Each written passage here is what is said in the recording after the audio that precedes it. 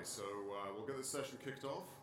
My name is Neil Shepard. I'm an associate director with Boston Consulting Group in Silicon Valley in Mountain View, California. And quick intro about myself.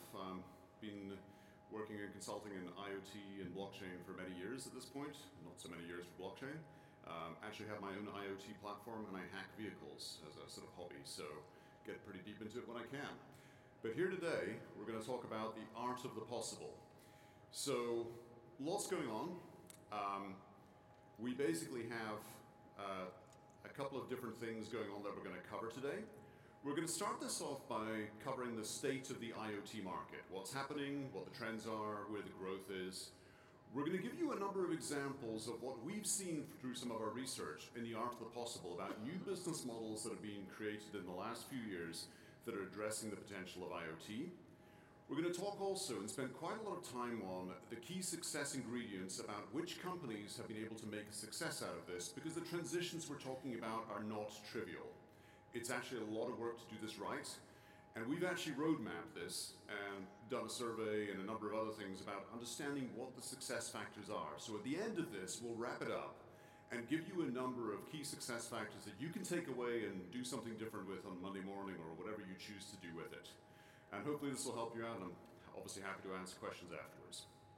So, without further ado, let's talk about what is actually happening in the market today. And per our research and others, it's basically continuing to increase. Adoption is going up, and obviously some of the industries that are seeing the most traction are the ones we're most familiar with around transportation and logistics and manufacturing. But as we'll see, this balance is going to shift over time. Now, what we've also done is we did a separate piece of work into understanding the addressable market of IoT. And here, this is going to dazzle you with science. I promise you I won't have too many slides like this. But basically, we looked at what is the addressable market of potential IoT deployments in different industries. And we see a few things. On the far left, we still have industry, which is where things started. It's the most dollars today. Pretty soon, we're going to see that eclipsed by smart cities. And that's going to drive a lot of dollar deployments in the next few years. And part of this is because of the increasing urbanization around the planet. Many cities struggle to build physical infrastructure, so the next best option in many cases is to build IoT-enabled infrastructure that basically helps their citizens run better lives, better safety, better traffic management, better energy management, etc. So we see a lot of demand coming from there. And then obviously there's these other industries as well, which are still very substantial and have large potential addressable markets growth. The one other data point I'll give you, which perhaps isn't too surprising, is that there's a large number of deployments in natural resources, again, given the fact that many of these places would be far away and otherwise inaccessible or expensive to reach. That shouldn't be too surprising. So let's talk about where this growth is going to come from, and let's also talk about the art of the possible and give you some clues about the ways you can expect to see the growth arise. So, here, a little chart, we'll come back to this later. There's a bit of a history lesson here. If we look at on the left-hand side, we have a sort of from state. In terms of the value, historically, it's all been about getting cost out of things. Cost out of manufacturing lines, cost out of field service, cost out of whatever. We're starting to see new business models emerge, new sources of value, new ability to extract value given the additional data that IoT generates. So this is more of an evolution, but at least we're seeing new revenue models arise out of this. The second order effect that we see, and this is distinct, is around the change of business models. So typically we used to have connected products and maybe you were able to extract a little more value from them by charging more for the additional functionality. We're now starting to see the early innings of what is a fundamental shift to new business models and ways of charging for these, the value that these things are providing. An early example might be GE with aircraft engines. They've been leasing them by the hour for many years now. We're starting to see that show up in many new areas where instead of a fixed asset that you might be able to sell for a fixed amount up front, we're now seeing software or hardware or physical goods as a service models emerge more and more. And one other thing, increasingly outcome-based, particularly in areas like healthcare, where there's a huge amount of money to be made by just managing patients holistically as opposed to doing a specific service delivery. There's a lot of outcome-based contracts that are starting to appear in that. Next up, we'll talk about the technology and how that's evolving. And this show has been just fantastic for getting an idea of all of the potential of these new devices. Historically, it's been about sensors, connectivity, there's some kind of intelligence happens on the back end in the cloud or wherever. We're now starting to see IoT incorporate a number of other technologies to add value. The best examples of this are in AI, where you can have AI applied either on the edge or in the cloud, doesn't matter where, to provide some new services, new insights, new ability to respond quickly to physical changes in something. We're also seeing blockchain show up, particularly for supply chain applications, and we're also seeing some other advanced technology around vision and AR and even drones show up. So these all, we're sort of putting in the lumping in with IoT, but we're starting to see more and more of these, and actually, frankly, in many cases, we see examples where there is no other good alternative but to deploy some of these technologies, given the challenges in, for example, we'll come up to electricity power line management. Another thing, value chain, point solutions. Like you identify something very specific, you go after it, you build an IoT solution and you extract the value, fantastic, that's great. What's now happening is that these aren't just point solutions anymore. They're addressing more holistic needs. So we're seeing the merger of different types of data. We're seeing the merger of different types of business models altogether. So examples of this might be where you do demand management for electricity using a thermostat or something else. You're able to change the way that power is consumed by managing the demand if there's a sort of spike in energy prices. You're also seeing things like the merger of insurance with IoT data. And then continuing to move on from this, the environment's changing as well. It used to be you'd stick your IoT equipment on something that humans had built. Could be a building, could be a man-made object of some kind, whatever it was. Now we're seeing this increasingly in the environment, and in many cases in places very far away from what you'd normally consider normal connectivity for city dwellers or whatever else it is. So we'll go into some really interesting examples of that hopefully will enlighten you, but they're fun, these ones, because they actually do something very good for the world. And then the last one here is the impact on us. So typically it's been about business processes, make something better, save money, etc. We're now seeing that this adds value in new ways to humans around things like safety, or the ability to navigate your urban environment or do better mobility services for humans living in dense urban environments, etc. There's a lot of really good things going on. Now, I'll give you some examples, but I will warn you, it starts to get a little bit dense here because there's a lot of examples. So, this is the master map of some of the examples that we've identified during our research. There's a lot going on here. I'm not going to go through all of them. I'm going to pick a few good ones, and we're going to talk about those. So first, let's talk a little bit about the art of the possible around defining sources of value. So new revenue streams are coming out here. One of my favorites here is something called the Coca-Cola Freestyle, and you'll see that in the second box there. And Freestyle is this freestanding soda fountain, but it's a little bit more sophisticated than the traditional soda fountains where you put in your dollar or whatever, or euro or something, and you get your can. It'll actually mix different flavors, fairly concentrated flavors, so it could be a smaller machine, and generate whatever you want. And a couple of really interesting things are happening here. Firstly, the sales per unit are up. This is a billion-dollar business already and continuing to grow. It started in 2009. Not only that, the amount of sugar that people are consuming is down. Admittedly, it's still not zero, but it's there. And the last thing is that this is a really interesting experiment. If you have thousands upon thousands of these machines out there, you're also getting an early read on what consumer preferences are and how they're changing, also by geography. So you'll find out weird things, like there's something that I didn't know about called orange vanilla Coke, and it was only ever popular in Russia. I'd never heard of it, never seen of it, but basically this machine was able to pick up those trends and amplify them and I assume promote them. Other examples of really interesting products here around the customer experience. So this is a really advanced example from a company called Rebecca Minkoff. You have the smart mirror in a dressing room. People can go in, they can change the size of the dress or the outfit that they're wearing, somebody will go fetch it for them. They can change the lighting to define what they think they're going to wear that outfit in.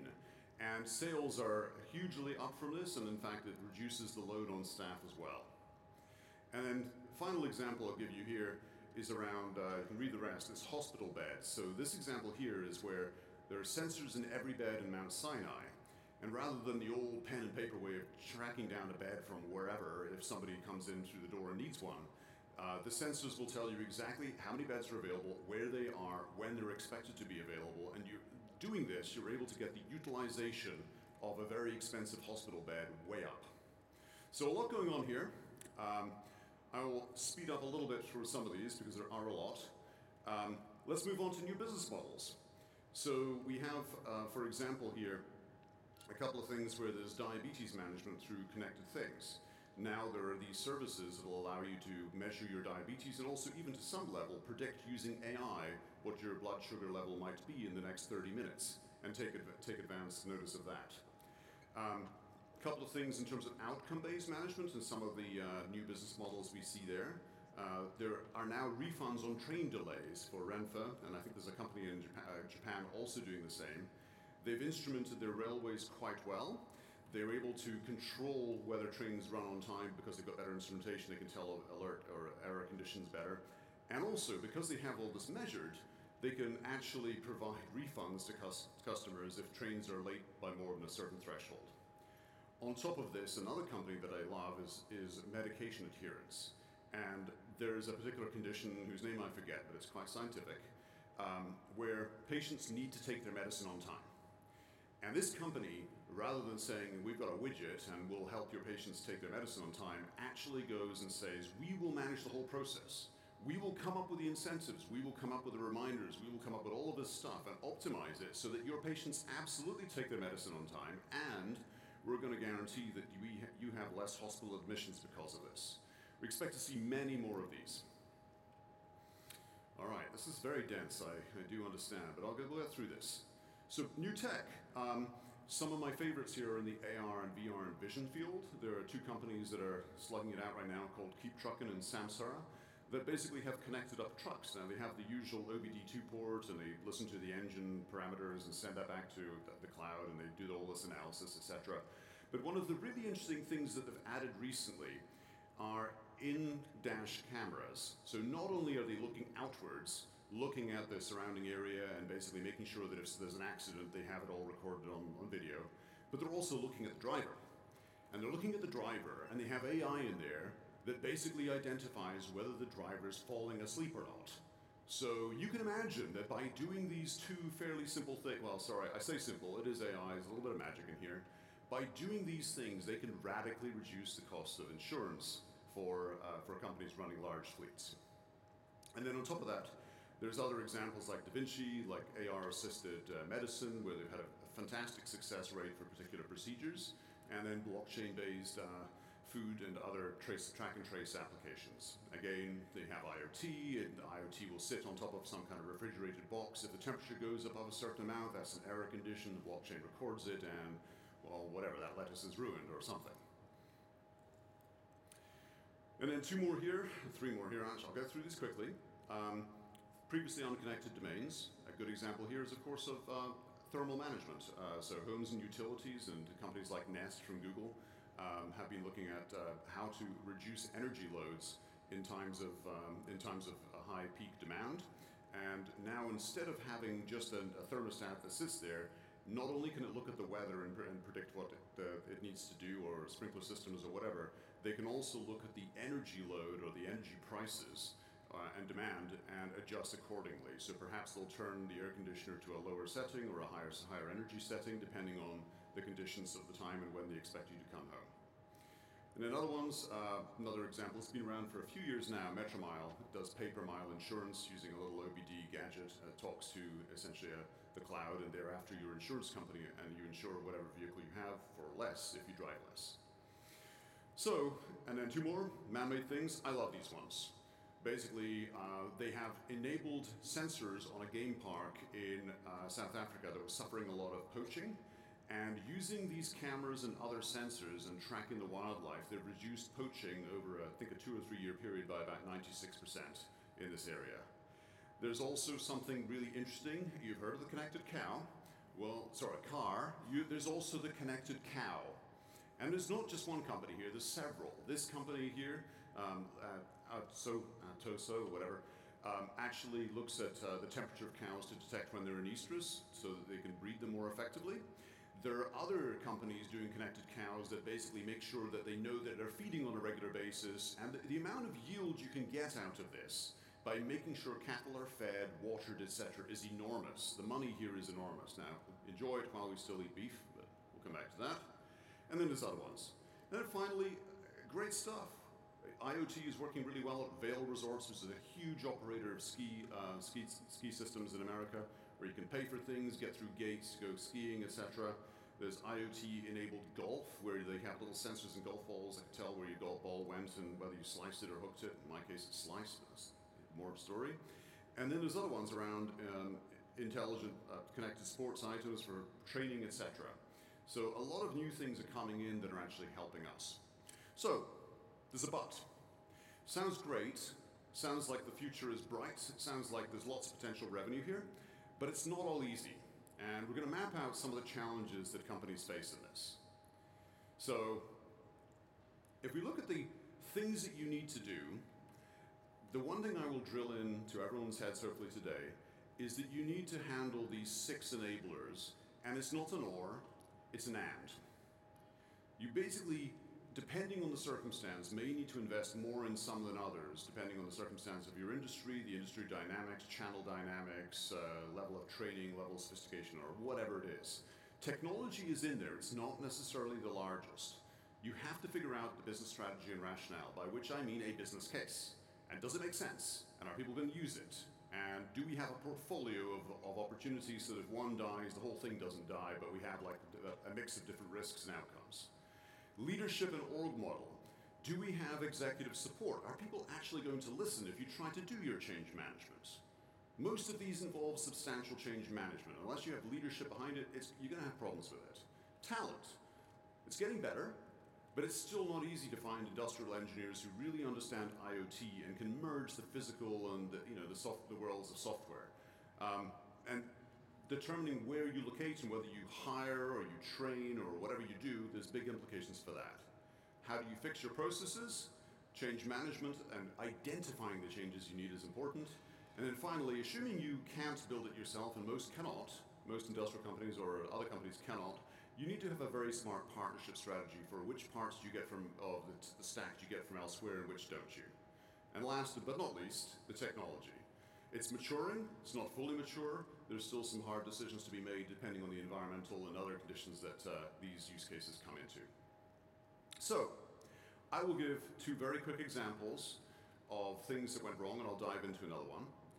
So one example of this, just to sort of give you a highlight, is there's a mid-sized manufacturing company basically wanted to automate a number of machines and do some interesting sort of predictive maintenance and other stuff. And that little snake diagram with all the little call-outs shows all of the frictions that happened in what one might think initially would be a fairly straightforward thing. We're going to retrofit these machines, we're going to listen to the data, we're going to have a different service schedule, etc. But IT held it up. People didn't know what to do. There were firewalls to get through, and then frankly, just the time of reverse engineering or retrofitting a large number of machines really slowed things down. Second, this is about smart cities, and unfortunately smart cities are very difficult to sell into, as many of you may know. But basically there are multiple different departments you need to speak to. Then you realize that the skills and the capabilities of the organization isn't there. You need to come up with you can't just sell widgets, you have to sell a full service, and you have a lot of things to think about before you can get the thing going. And in many cases, because of budgetary or other concerns, there's a lot of stuff ending up stuck at either POC or basically perpetual RFP churn. Which is unfortunate. And the one I like, well, I don't like it, but I'll talk about it the most, is something that we see more and more happening. And this is slow progress because of channel conflicts. So, great, a company comes up with a great new idea. It sounds fantastic. They're leveraging a lot of data that this widget or whatever it is generates. But then, when the channel sees it, they start wondering what's really going to happen. People aren't stupid anymore. They know how Facebook is worth a lot of money. They know how Google is worth a lot of money. They don't want to be the person who doesn't get some piece of the network effect business. And it's reasonably well known now that data is the gold that will enable that. So as various parts of the IoT stack start to become commoditized or become further commoditized, data and the applications on top of it is where a lot of the value is shifting, and the channel sees it and they want their piece of the action. So you have to find a way to incentivize the channel and give them the faith that they're not going to be disintermediated or otherwise taken out of the picture by whatever new services are provided. And we see this a lot. So, I'm going to dive into some case studies. I'm going to give you some examples of companies that have done this well, and then I'll wrap this up with a description of some of the key learnings that we've had from a bigger survey where we talked to a lot of companies who have had either success or failure. So, maybe you've heard of this one before. Some of you may have seen their actual trash bins, but this example is Big Belly. Old World on the left. Old World is you have bins all over a city. They fill up, and a trash lorry comes around every day or whatever it is and empties them and does its stuff. But the trash may be empty, in which case you're kind of wasting a trip, or it may be full, in which case you have stuff all over the streets and frustrated city officials and frustrated city dwellers. In the new world, you basically have these connected bins that can tell whether they're full or not, and then you can optimize the route of the lorry to pick up the stuff. You reduce fuel costs, you reduce trash costs, you reduce a lot of stuff, you make the city happier. It's great. What did they do?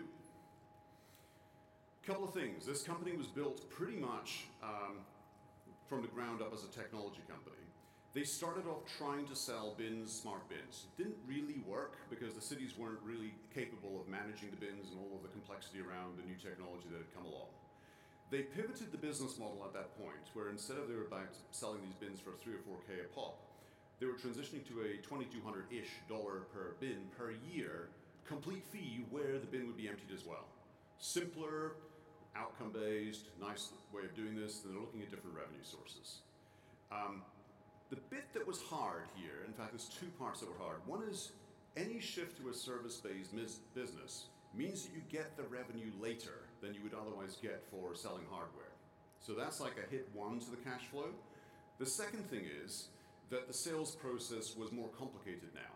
There's not only are you selling to cities, you're selling something that hasn't necessarily happened before, and there's a bit of an education curve that the cities need to go through. So you had these two things, and the leadership, fortunately, decided early on, we are going to extend the sales cycle to optimize for success of our deployments. We will do this additional training, we'll do this additional support, we'll do all this stuff to make people conscious that this is gonna work.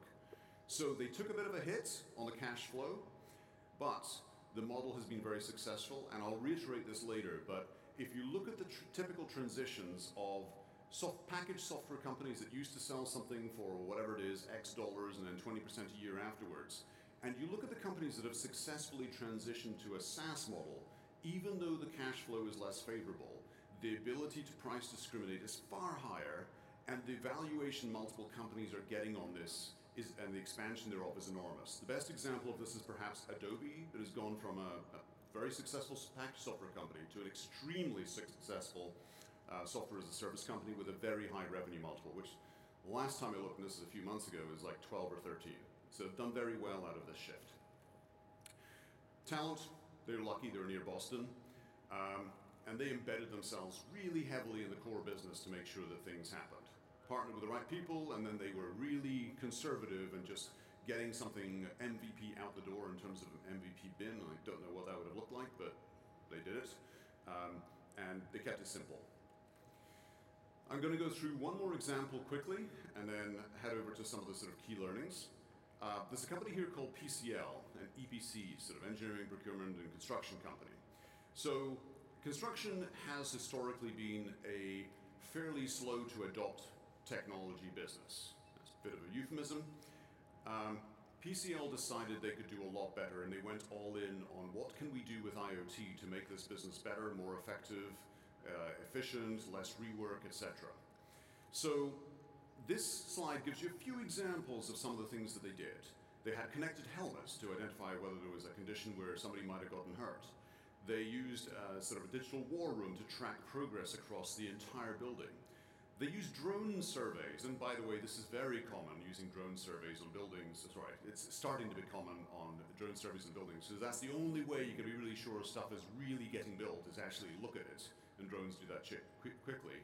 And then the embedded heat and humidity and other sensors through the walls during construction, so that if, for example, something got wet in the rain and it might need to be reworked later, they got to it earlier. Also, saves a lot of money if you can fix problems early rather than waiting until the building is more complete, and they did that. So they were really deliberate. They were very careful about understanding where the business value was coming from. They were very careful about making sure that there was like a sort of strategic potential and the understanding where they could get new ideas from. CIO office did this, talked to the BUs, and they were really careful about driving the cultural changes from the senior leadership, because this was an all-in effort. In terms of other things that worked really well, they basically had an energetic feedback loop that did things right, and they had promoters to help this work. So you can imagine a construction site in one location and it works, awesome. The next construction site 50 kilometers away or whatever may have totally different staff and they're not bought in, but what they did is they took promoters from the sites that were successful and seeded the new sites. And there's other examples too, but I don't have time for all of these, but they all worked well. So I'll wrap this up with our executive survey. The executive survey we actually just finished in the last couple of months. We talked to about 177 IoT respondents who had projects in the works in some shape or form, either for external or internal uses, and basically surveyed them about whether they were successful or not. We collected a lot of data, and I'm only going to show one of these because otherwise, too damn much.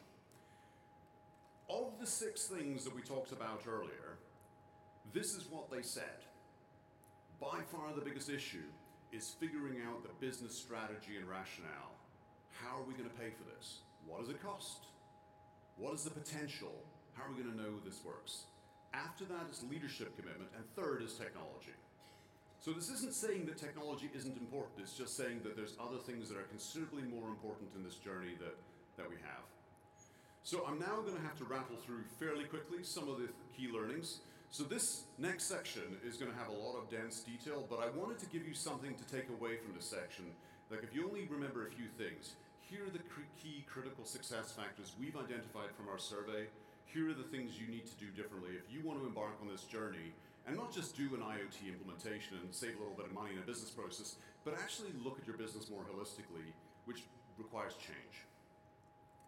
So I'll cover the left-hand side first, the findings first, and then we'll talk about the things you should do if you can. Changing your business model is very difficult. Getting it right in your portfolio approach is required. You can't just do one pilot, and if it doesn't work, too bad, wait another 2 years until management changes. Doesn't work. Pick a bunch of quick wins, pick a bunch of big bets. They're not all going to work. Make it happen. And then you have to accurately estimate things. So to do this, you've got to look at this as a journey. This is not something you do a couple of projects and you sort of call it you're done or quit if it doesn't work. You have to look at this as something that's going to be a large part of how you're going to define your company in the future. Get the business teams involved, because without them involved, forget it. Nobody's interested in just the technology because it's new whiz-bang stuff. And be open about the business model changes. Sometimes you will have to kill some sacred cows. There will be existing business models that are threatened by this. There will be people who have, for example, salespeople who are incented to sell hardware will see that they can't sell as much revenue if you move to a services business. You got to fix that before it becomes an issue. Leadership and org. Some of this is going to be obvious, but basically the challenges are finding people who are really accountable for making this happen and picking the right people with the right seniority to drive change across an organization. It's not about the tech, it's about making it happen, and you've got to have senior level people here. Reco here, make sure this is a C-level priority. It's not going to happen without that. Make sure you pick the right leadership who are people that the expression in tech is a throat to choke, but I think it's very apt here. They're accountable for results and they can drive the change across the org.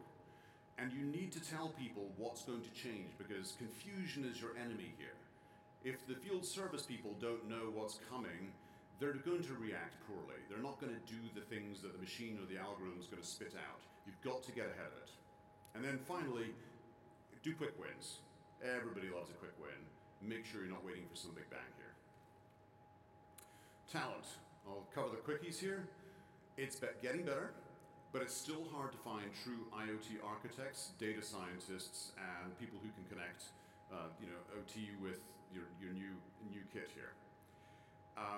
Challenges involve bringing talent together across technology and also the BUs. And what you need to do here is just make sure you got a strategy. Don't just assume it's going to show up. You're either going to have to find it from external sources or hire it or train it internally. And there's multiple different ways of doing this. We've actually seen people being quite successful training up their staff. In many cases, they didn't have good options to pull from externals. And then make sure that you have a real plan for how people communicate, because tech and BU, you've got to figure out how they've got a cadence to work together to make something happen. Core business, actually this one's fairly straightforward. Identify the changes early on. Like, you need to not only think what this new technology can do or new capability can do, you need to identify everything that can possibly change in the business process or should change in the business process. Get ahead of it, have a communications plan, make sure that the C-level leadership is bought into all the implications, and find a way to mitigate some of the things that will hit you. Because they will. And a couple more here, and I'm almost done at this point, but basically we're going to talk about partnerships. It's challenging. So not only do you have to find a technology partner sometimes to do the connectivity or the cloud infrastructure, the analytics, it could be whatever part of the stack it is, but very often people are also looking for business partners for some of the go-to-market of these new things or some of the channel partners, etc. There's no really easy answer here other than this is something you've got to think about and be very deliberate about early. Make sure you really do your research and due diligence into potential partnerships, both on the business side and the technology side. And then the recommendation we have here that we heard quite a few times is there's a lot of immature technology out there still. Make sure you've got a foothold in some of the more mature consortia or other sort of special interest groups that are working on the technology so that you do know what works and you can sort of mitigate some of the technology risk by following best practices. And last, and this is the last one, basically there are some issues around the technology, of course. It's still challenging to wire it all together, getting better all the time. Scalability, unless you're working on somebody else's kit, is also an issue. Just address this stuff really early in the cycle and hammer things. And this is very obvious stuff really, but it gets a lot more expensive over time as you develop kit to change what you're putting in there. So if the sensors have to handle 10 years of rain and whatever else, you got to work on that early. And that's basically it for what we have here. And I'll leave you with this. These are the 6 enablers. If you take one thing away from this presentation today, it's that these 6 things all need to line up, and you need to invest an adequate amount of effort into each of them to make sure you address the potential challenges and roadblocks you might find in your journey. Again, not an or, it's an and. I'm done now. So I'm Neil Shepard, Boston Consulting Group. Thank you very much for your time. We have 2 minutes left. I will use them. If somebody has a question, and I can see them above the haze, then I'd love to take it. Somebody there, right in the middle, and I'm sure the microphone's a long way. There we go. In the area of partnerships, has anybody mentioned the role of a systems integrator who's experienced in IT and OT? Yes, I mean basically very frequently people are using systems integrators to do all of that. There's, again, it's like how long is a piece of string? We hear that some systems integrators can do quite a good job of this and others are experienced at other things and they may be the typical SI for software and what they're being asked to do is new and they may not be very good at it. I don't have a very good answer other than do your due diligence and make sure that whoever you're working with, whether it's an incumbent or somebody else, knows how to do this. Any other questions? Otherwise we'll wrap it up. One over here. All right, last one.